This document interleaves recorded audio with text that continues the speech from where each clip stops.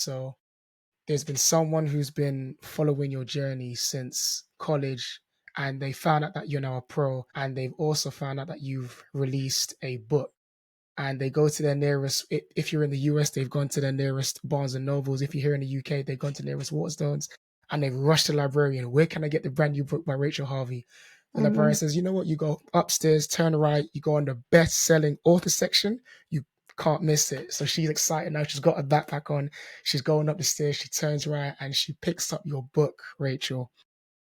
And the question that I want to ask you is, what would the title of your autobiography be? It would have to definitely be something about women being extraordinary.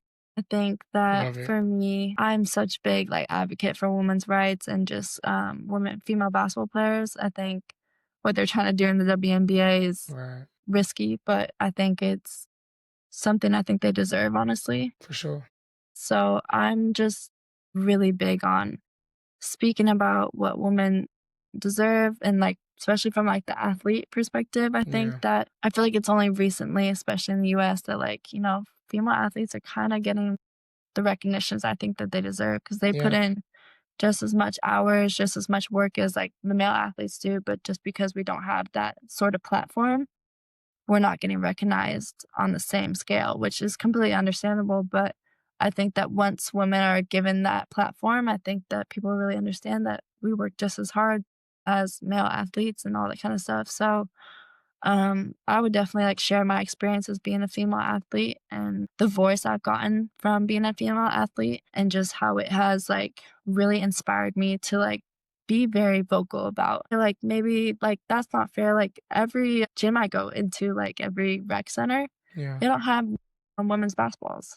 And I think that that's Yeah. so unfair. I think that I don't know how it is here, but at least in the US, like I go to a rec center and there's just men's basketballs. There's no women's basketballs, which I think Wow. is pretty unfair, honestly. So Yeah. I'm just a very like vocal and like I'll definitely speak up if I see something that's not very equal or just something's a little off about a situation. And I'm just, yeah, I just want to help inspire and like those little girls who would want to read my Absolutely. book. Like, I hope like they would get that message that you are just because you're a woman doesn't mean you're less than or anything. You're just as powerful. You're just as strong. Talk about it. You just like, you might have like a different voice, but that's okay.